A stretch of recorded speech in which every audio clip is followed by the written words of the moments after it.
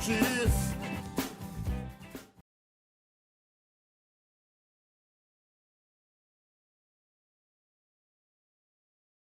Olá, Gapinhos! Ué, cadê a Tina?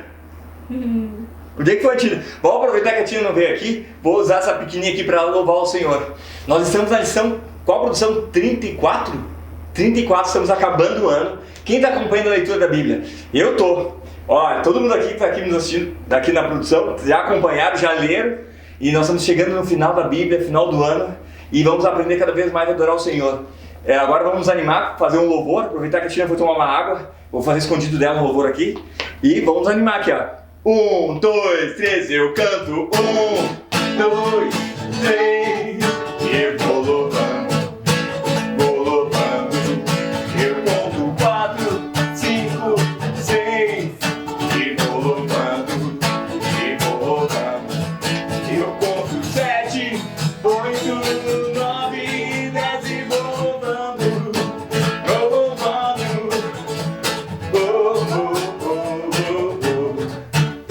Como é bom louvar a Deus, como é bom louvar a Deus, como é bom louvar a Deus.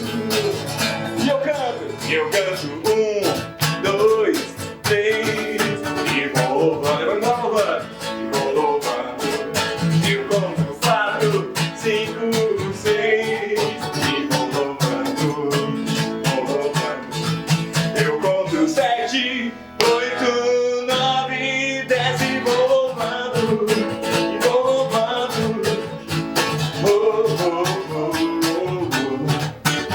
Como é bom louvar a Deus, como é bom louvar a Deus, como é bom louvar a Deus, amém! Eu soube que a hora que eu fui beber água, você gravou uma música sem mim. É? Aham. Vocês viram, né? Vocês viram ele gravando a música sem mim, me deixando de fora? Mas não tem problema, porque eu sei que a Sofia arrasou. Fiquei sabendo que a Sofia arrasou na cantoria dela com o pai dela. A gente vai continuar aqui adorando o Senhor agora, cantando essa lição de hoje que o Taylor falou, 34. Ela fala sobre um novo céu e uma nova terra. E a gente vai cantar uma música agora que fala que todas as coisas vão passar, mas a palavra de Deus já vai permanecer para sempre, Amém. eternamente. Então Amém. vamos adorar o Senhor com essa canção? Faz eu ouvir tua voz, mais que todas as vozes, sobre as estações do mundo aqui. Faz-me ouvir, Senhor. Faz-me ouvir tua voz, mais que todas as vozes, sobre as estações do mundo.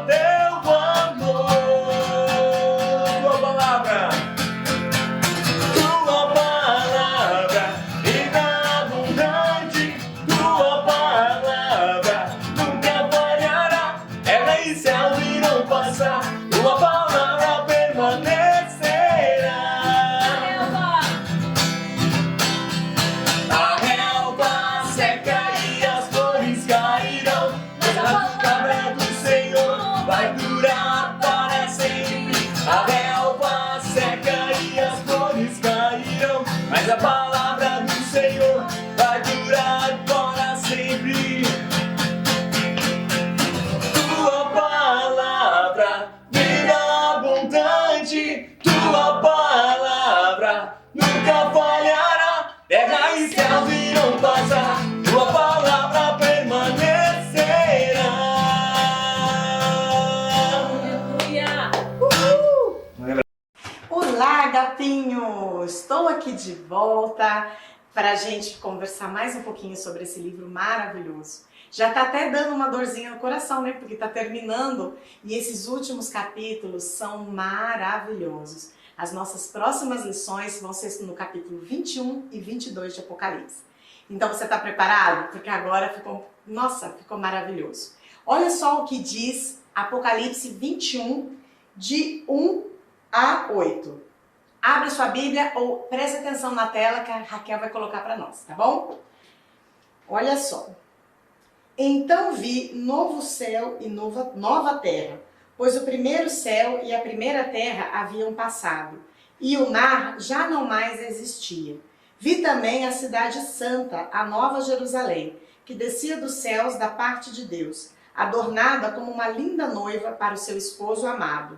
E ouvi uma forte voz que procedia do trono e declarava: Eis que o tabernáculo de Deus agora está entre os homens, com os quais ele habitará.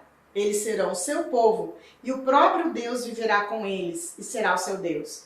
Ele lhes enxugará dos olhos toda lágrima. Não haverá mais morte, nem pranto, nem lamento, nem dor, porquanto a antiga ordem está encerrada. E aquele que está assentado no trono afirmou: Eis que faço novas todas as coisas. E acrescentou: Escreve isso, pois estas palavras são verdadeiras e absolutamente dignas de confiança. E declarou-me ainda: Tudo está realizado. Eu sou o Alfa e o Ômega, o princípio e o fim. A todos quantos tiverem sede, lhes darei de beber graciosamente da fonte da água da vida. O vencedor herdará todas essas bênçãos, e eu serei seu Deus, e ele será meu filho. Porém, quanto aos covardes, os incrédulos, os depravados, os assassinos, os que praticam imoralidade sexual, os bruxos e ocultistas, os idólatras e todos os mentirosos, a parte que lhes cabe será no lago de fogo, que arde perpetuamente em meio ao enxofre. Esta é a segunda morte. Então, crianças, nós já falamos numa lição anterior sobre as bodas do Cordeiro. Vocês já ouviram aquela expressão "e viveram felizes para sempre"? Tem muitos livros de história e mesmo filmes que termina com um casamento, com os noivos felizes, e aí termina e fala assim: "e viveram felizes para sempre". Hoje está até menos comum isso, né? Porque, na verdade, os problemas existem, ninguém fica sempre feliz o tempo todo e muita gente hoje em dia não fica casado muito tempo, infelizmente. Então essa expressão até está usando menos, mas possivelmente se você assistir um filme ou você ler um livro mais antigo, você vai ouvir essa expressão. Mas tem uma coisa muito interessante, essa expressão cabe exatamente nesse casamento. O casamento, nas bodas do Cordeiro, realmente eles vão viver felizes para o resto da vida. Que legal, isso então é verdade. E você vai entender como isso acontece. Olha só, nós vamos falar uma coisa desse casamento. Nós já lemos, mas eu quero repetir com vocês o versículo 3 de Apocalipse, que diz assim, olha: Eis que o tabernáculo de Deus agora estará entre os homens, com os quais ele habitará. Eles serão o seu povo e o próprio Deus viverá com eles. E será o seu Deus. Ele lhes enxugará dos olhos toda lágrima. Não haverá mais morte, nem pranto, nem lamento, nem dor, porquanto a antiga ordem está encerrada. Então, se não vai ter nada dessas coisas, ninguém vai chorar, ninguém vai ter dor, não vai ter mais sofrimento, com certeza, nesse casamento a gente pode escrever: e viveram felizes para sempre. Outra coisa muito interessante, quando alguém casa, em geral, o que vai acontecer? Esse novo casal vai buscar uma nova casa, porque eles estão fazendo uma nova família. Então tem um ditado que diz assim: quem casa quer casa. Alguém já ouviu isso? Talvez você nunca tenha ouvido, mas significa o quê? Que quem está casando, quem está formando uma nova família, não vai morar na mesma casa que morava com os pais. vai fazer uma nova família, uma nova casa. E aí vai se preparar aquela casa, vai botar do jeito que a pessoa gostou, sonhou, aquela coisa muito legal. Então, olha só que interessante. Nesse casamento, nas bodas do Cordeiro, vai ter uma casa nova. E nesse lugar, esse novo céu e essa nova terra, vai ser um lugar maravilhoso. De cara, a gente já está sabendo que ninguém vai chorar, não vai ter tristeza, não vai ter dor. E além de tudo, Deus vai habitar nesse lugar para sempre. O próprio Deus vai estar nesse lugar. Então, realmente vai ser uma casa muito especial.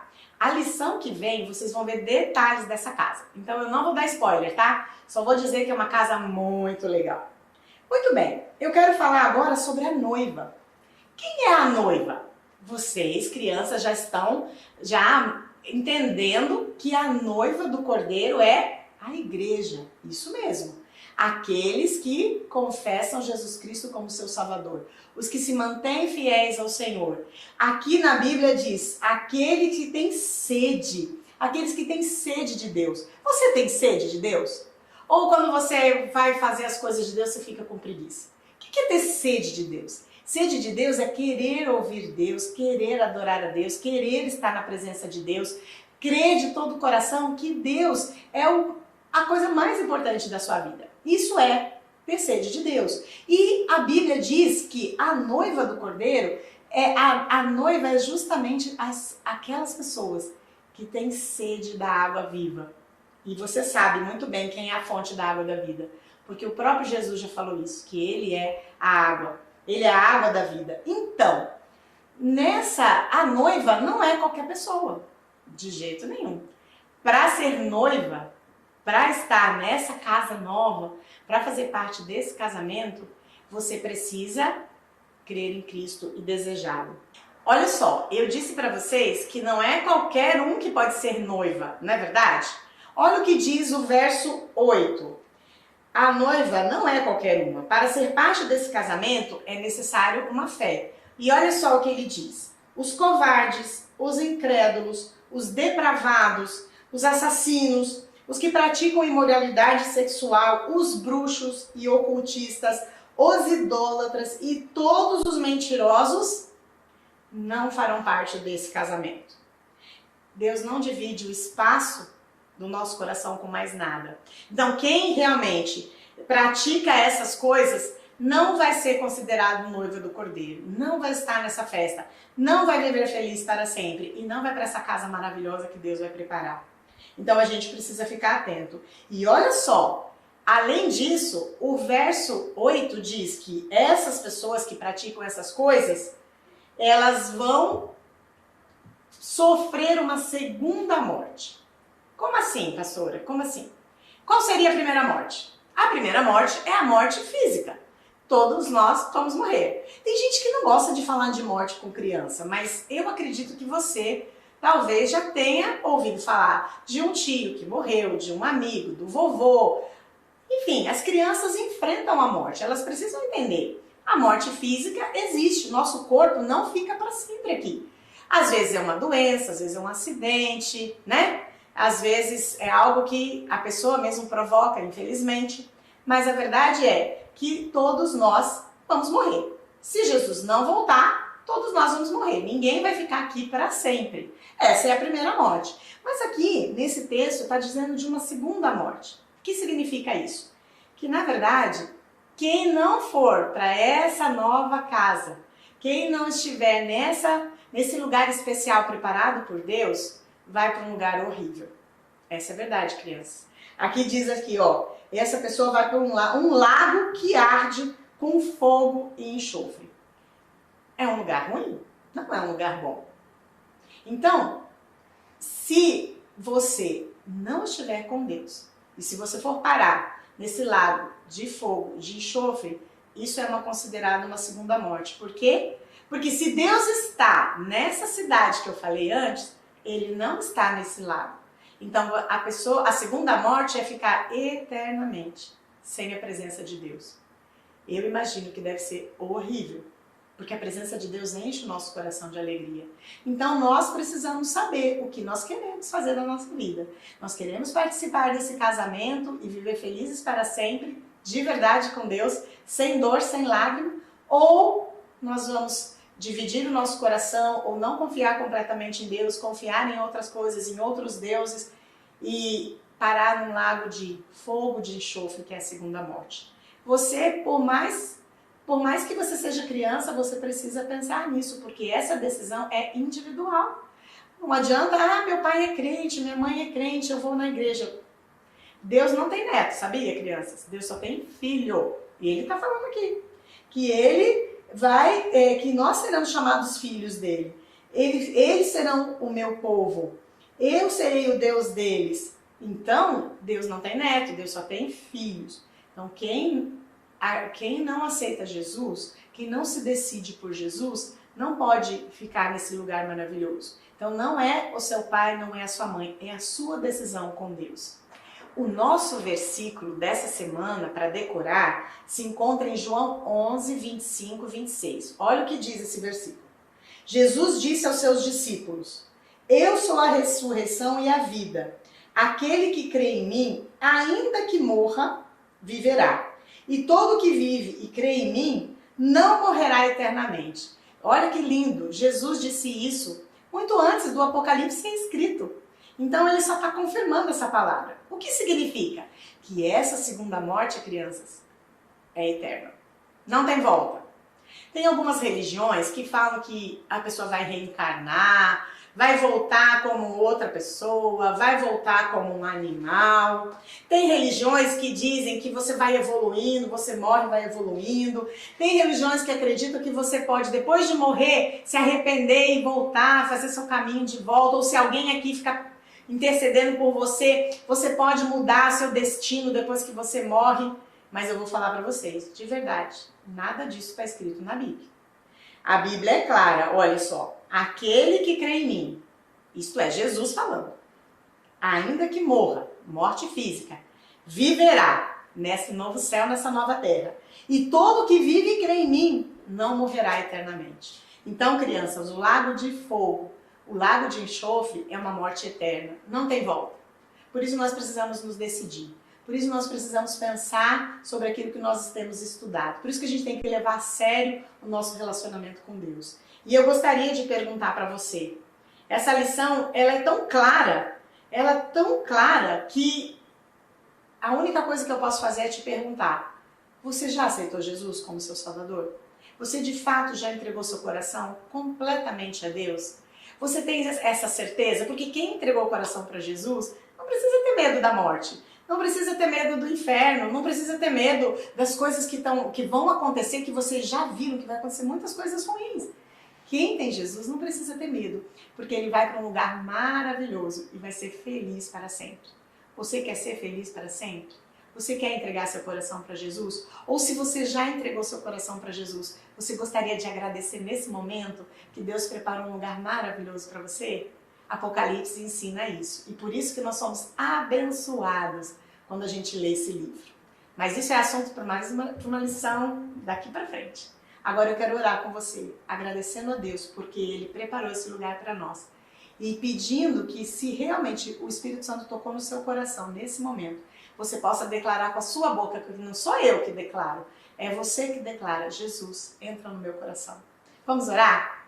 Senhor Jesus, eu te agradeço porque o seu grande amor para conosco fez com que o Senhor realmente viesse a esse mundo e morresse na cruz para nos salvar, no sacrifício perfeito de alguém que nunca pecou, para que nós pudéssemos viver eternamente, não ficarmos eternamente separados de Ti.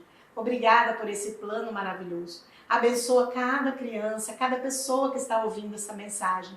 Ó Deus, que se ela ainda não entregou o seu coração, que hoje seja tempo, Pai, de entregar o seu coração ao Senhor completamente. E aqueles que já entregaram o seu coração, que possam glorificar, que possam agradecer essa vitória.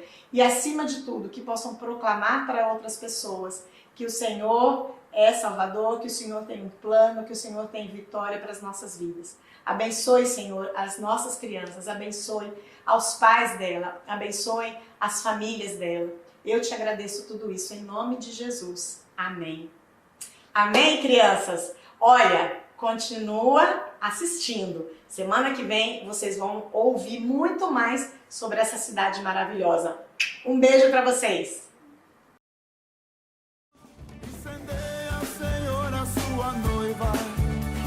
entender.